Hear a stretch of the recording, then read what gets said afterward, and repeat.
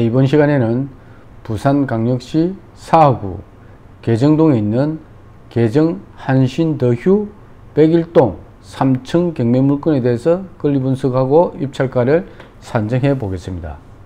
건물 면적은 74.996제곱미터이고 실평수는 22.69평입니다. 현재 1차 유찰돼서 80%인 3억 3,520만원입니다. 2차에서 2024년 6월 5일에 한번 낙찰이 되었습니다. 보면은 금액은 3억 4,343만원에 낙찰이 됐는데 미납이 된 상태입니다. 3차 입찰 기일은 2024년 8월 14일입니다. 자, 이 매각 물건 해당을 보면은 29층 중에 3층입니다. 사용 승인은 2022년 10월 26일입니다. 자, 이는 신축 건물입니다. 임차인 현황을 보니까 지금 임차인이 있고 전입일자가 2022년 3월 4일입니다. 그럼 대항력이 있는지를 살펴보면 등기부 현황을 살펴보니까 2023년 3월 16일에 소유권 이전이 있었고 거래가액은 4억 650만원입니다. 그러면 소유권 이전이 2023년 3월 16일에 동일하게 또 건저당이 설정됐습니다. 수협은행에서 채권 채구액이 3억 9,270만원입니다. 말소 기준 등기로 소멸되겠습니다. 그러면 임차인의 대항력이 있는지 전입일자와 말소 기준 등기인 건저당 일자를 살펴보겠습니다. 건저당 일자는 2023년 3월 16일인데 임차인의 전입일자는 2022년 3월 4일입니다. 그러면 임차인은 지금 전입일자가 말소 기준 등기인 건저당보다 연도부터 한 1년 정도 빠릅니다. 그래서 임차인은 대항력이 있는 그런 임차인입니다. 그런데 지금 2차에서 6월 5일에 낙찰받은 이 낙찰자는 이는 기본적인 대항력 관계라든지 말소 기준 권리라든지 이런 부동산 경매의 기초 이론부터 안 되어 있는 것으로 보입니다. 그래서 이런 분들이 또 혹시 우리 강의를 듣고 계시는 분 중에 있을 수도 있습니다. 그래서 오늘은 부동산 경매 기초 이론을 한번 설명해 드리도록 하겠습니다. 보면은 자, 먼저 말소 기준 등기에 대해서 설명을 한번 해 드리겠습니다. 자, 말소 기준 등기가 뭐냐면은 자, 최고가 매수 신고인이 소유권 이전 등기를 하면은 자, 최고가 매수 신고인은 바로 부동산 경매에서 낙찰받은 사람을 말하고 있습니다. 낙찰자를 최고가 매수 신고인이라 합니다. 그래서 최고가 매수 신고인이 소유권 이전 등기를 하게 됩니다. 자, 최고가 매수인이 낙찰자가 잔금을 납부하고 나면은 소유권 이전 등기를 하게 됩니다. 그래서 원래 경매에 들어가 있던 그 부동산의 등기부 등본상에서 어떤 모든 권리를 말소시키지는 않고 그 중에서 말소 대상이 되는 권리가 있는 반면에 또 어떤 권리는 낙찰자가 인수하게 되는 경우도 있습니다. 그래서 그게 소멸시킬 수 있는 권리 그리고 인수해야 되는 권리 그걸 기준을 잡아주는 것이 바로 말소 기준 등기 말소 기준 권리라고 합니다. 잘 아시겠죠? 자, 다시 한번 설명드리면은 낙찰자가 잔금을 납부하고 나면은 소유권 이전 등기를 하게 되는데 원래 부동산 경매에 들어간 그 부동산의 등기부 등본상에 있는 권리 중에서 말소 촉탁 등기 대상이 되는 권리는 소멸하게 되고 말소 촉탁 대상이 되지 않는 권리는 그 낙찰자가 매수인이 인수하게 되는데 그 기준을 잡아주는 것이 바로 말소 기준 등기, 말소 기준 권리라고 합니다. 그래서 말소 기준 권리보다 후순위에 오는 것은 다 소멸이 되고 말소 기준 권리보다 선순위에 있던 권리는 인수를 하게 되는 것입니다.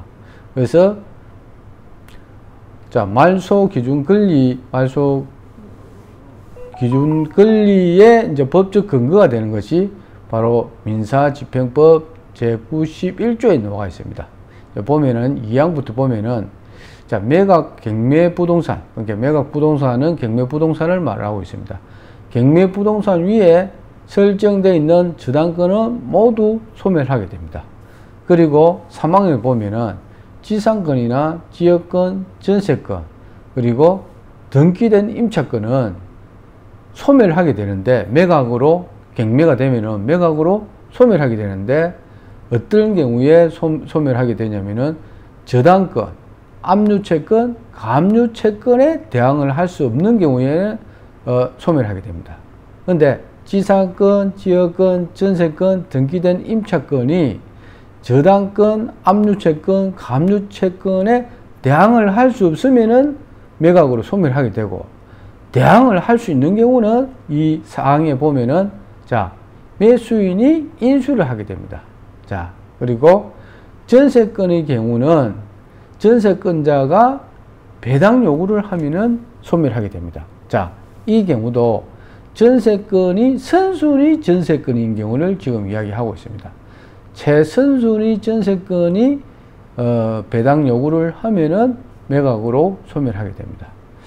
자, 그리고 자, 말소 기준 등기, 말소 기준 권리의 종류를 알아야 됩니다. 부동산 경매를 하기 위해서는 가장 기본적인 내용입니다. 자, 말소 기준 등기의 종류가 7가지가 있는데 먼저 6가지를 살펴보겠습니다.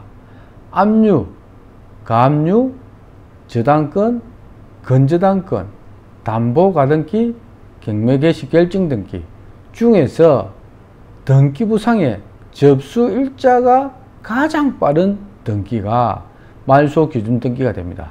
다시 한 번 더 6가지를 살펴보면은 압류, 감류, 저당권, 건저당권, 담보가등기, 경매개시 결정등기 중에서 등기부상의 접수일자가 가장 빠른 등기가 말소 기준 등기가 됩니다.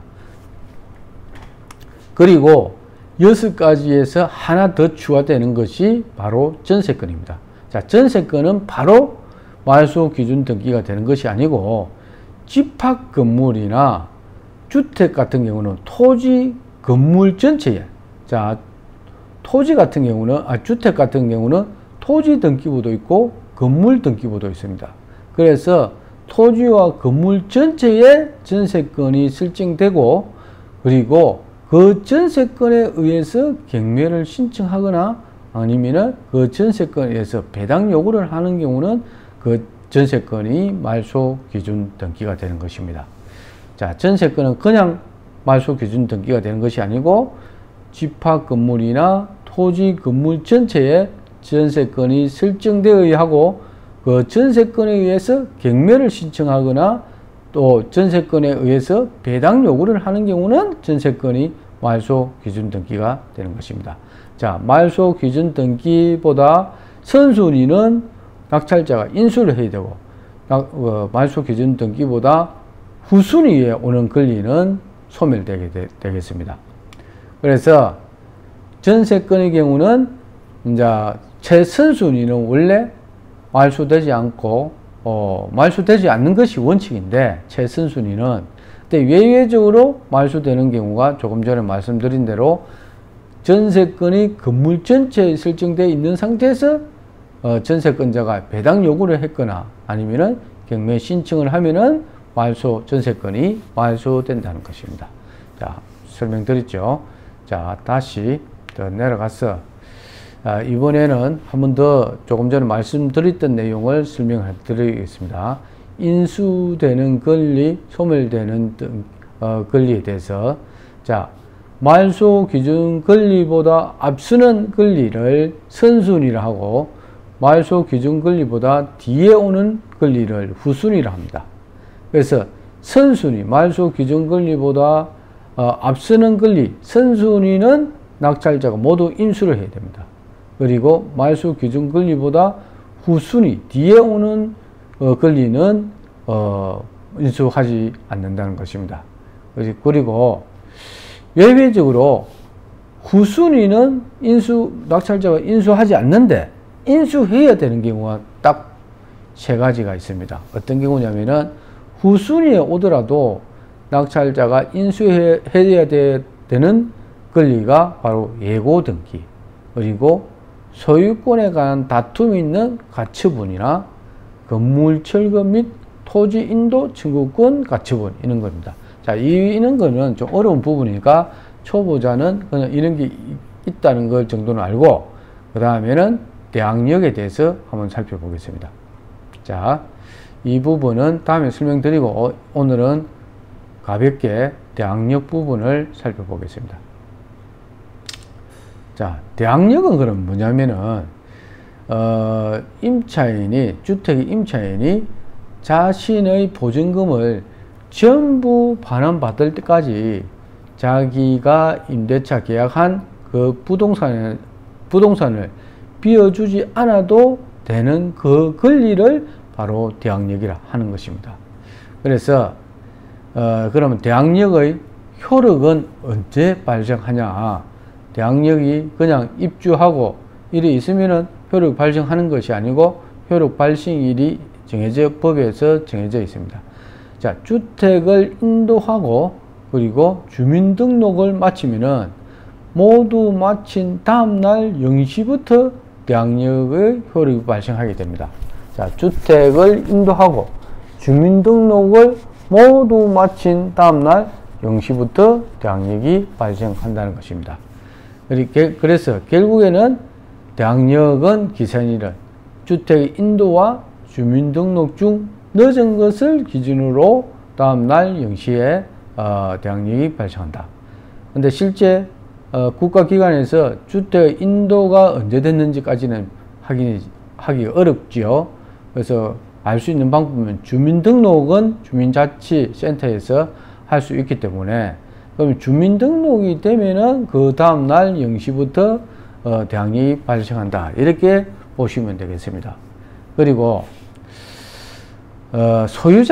소유자로 있다가 임차인이 되는 경우가 있습니다. 자기가 주택의 소유자였는데 개인 사정의 어려움으로 해서 그 주택을 다른 사람한테 매도를 했는데도 불구하고 다른 데 이사를 가지 않고 오히려 그 집에 임차인으로 있는 경우가 있습니다.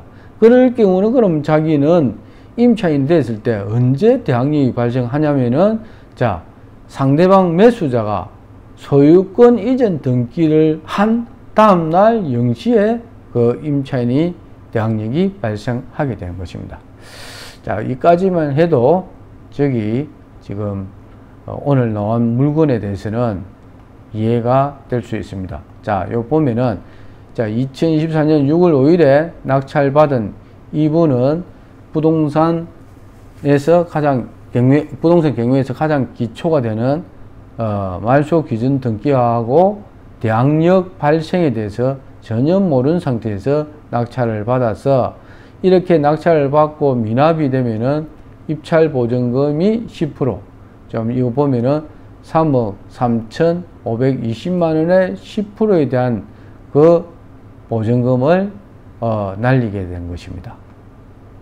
그래서 이 간단한 가장 기본적인 걸 모르다 보니까 3,300만 원 정도의 현금을 날리게 되었습니다. 그래서 그럼 조금 전에 배운 이론을 기초해서 여기 실제 물건에 적용을 시켜보면은, 자, 우리가 먼저 말소 기준 권리에 대해서 배웠습니다. 자, 이론을 한 번 더 살펴보면은, 자, 여기서 말소 기준 권리의 종류가 보면은, 자, 압류, 가압류, 저당권, 건저당권, 담보가등기, 경매 개시 결정 등기, 이렇게 해서 6가지 중에서 등기부상의 접수일자가 가장 빠른 등기가 말소 기준 등기가 되는 것입니다. 자, 그러면은 여기서 한번 살펴보겠습니다. 자, 여기 보면은 등기부상의 권리가 이렇게 많이 있습니다. 소유권, 건저당권, 압류, 가압류, 임의경매, 압류, 이렇게 있습니다. 자, 그러면은 이 많은 권리 중에서 말소 기준 권리에 해당되는 것을 살펴보면은 다시 여기서 6가지가 압류, 가압류, 저당권, 건저당권, 담보가등기, 경매개시 결정등기 이렇게 6가지가 있고 이 6가지 중에서 등기부상의 접수일자가 가장 빠른 것이 말소 기준 등기가 되는 것입니다. 그래서 여기서 보면은 가장 빠른 것이 자 보면은 말소 기준 등기가 되는 것은 그럼 소유권은 되지 않는다는 거 아시겠죠? 그리고 건저당, 압류, 가압류 된다는 거 아시겠죠? 그리고 경매 개시 결정 등기, 그 다음에 압류, 이제 조금 전에 살펴본 대로 이거는 무진장 중요하니까 반복해서 계속 들으시기 바랍니다. 말소 기준 등기는 압류, 가압류, 저당권, 건저당권, 담보가등기, 경매 개시 결정 등기 6개 중에서 접수일자가 등기부상의 접수일자가 가장 빠른 등기가 말소 기준 등기가 된다.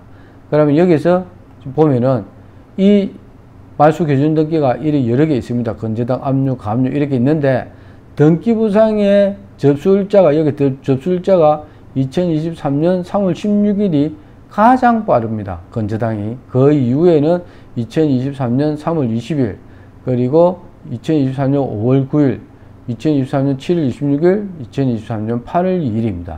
그래서 접수일자가 등기부상의 접수일자가 가장 빠른 이 건저당이 바로 말소 기준 등기가 되고 말소 기준 등기보다 요건 자 보면은 여기에 설명드리죠. 여기에서 보면은 말소 기준 권리보다 앞서는 권리를 선순위를 하고 자 말소 기준 권리보다 뒤에 오는 권리를 후순위를 하는데 선순위, 말소 기준 권리보다 앞서는 선순위는 낙찰자가 모두 인수를 해야 되고 그리고 후순위는 인수하지 않는단 말입니다. 그래서 자 조금 전에 그러면 이 낙찰자는 왜 그러면은 실수가 아니고 이 부분을 모르고 3,300만 원에 대한 돈을 날렸을까요? 이 보면은 말소 기준 권리보다 앞서는 거는 지금 낙찰자가 인수를 해야 되는데 이 보면은 말소 기준 권리가 2023년 3월 16일입니다. 그런데 전입일자는 2022년 3월 4일이거든요. 그럼 대항력은 언제 발생하니? 대항력은 그 다음날 0시니까 2022년 3월 4일 날 3월 5일 날 0시에 대항력이 발생하는 것이죠. 자, 여기 대항력 다시 한번 보여드리면은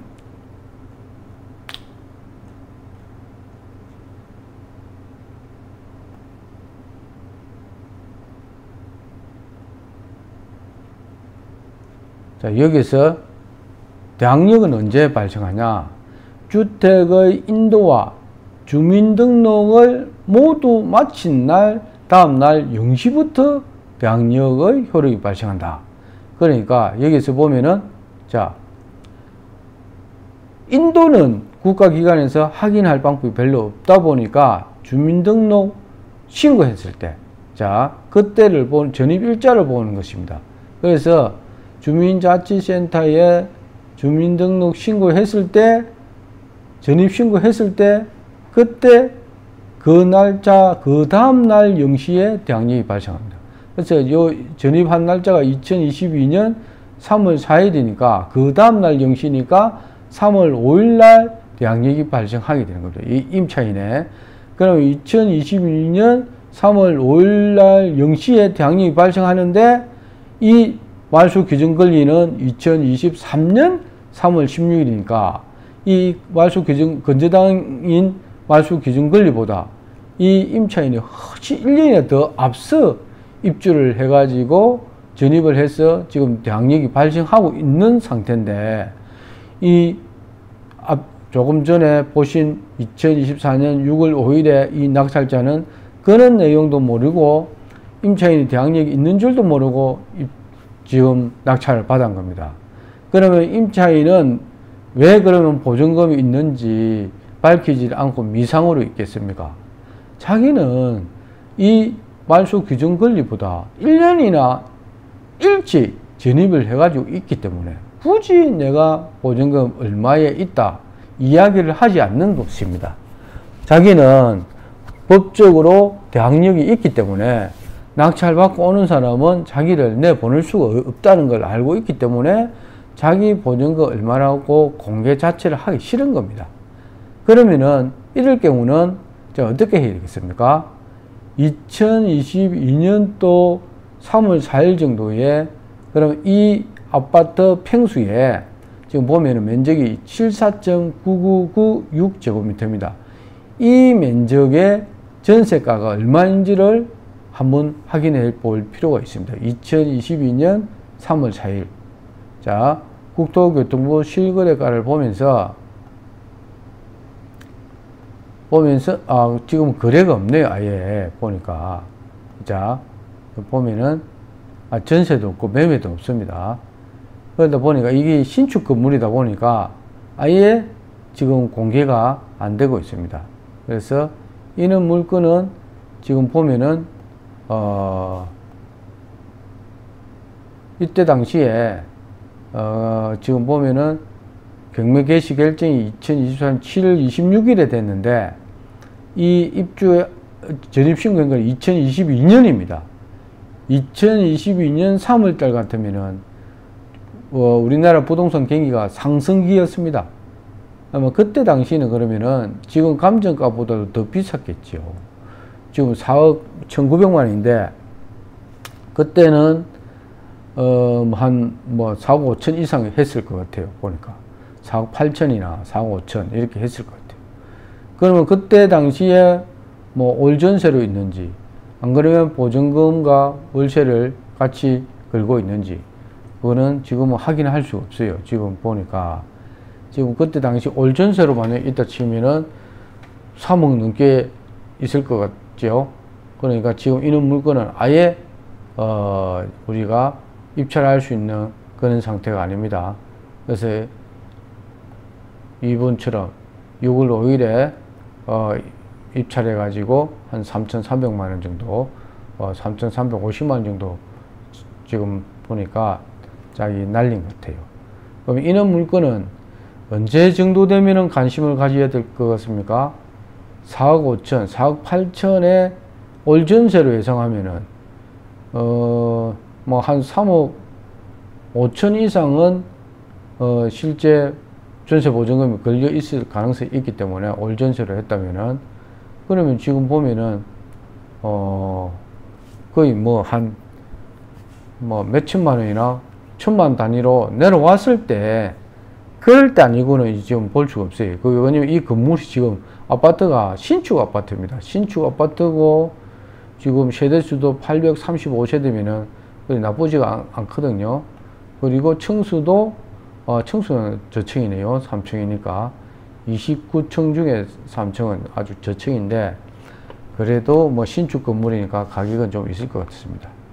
그래서 이런 물건은 정말 조심하셔야 되고 그리고 부동산 경매를 하기 위해서는 기본적인 권리 분석은 분명히 할 줄 알아야 됩니다.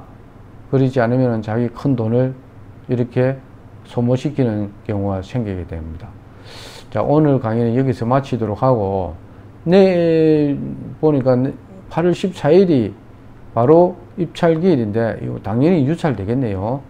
자, 오늘은 특별히 입찰가를 산정할 필요가 없을 것 같습니다.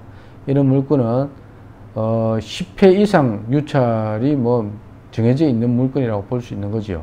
보증금이 미상으로서 아주 임차인이 내가 이게 계약회가 있는 거에 대해서 자신감이 넘쳐 흐르는 그런 물건입니다.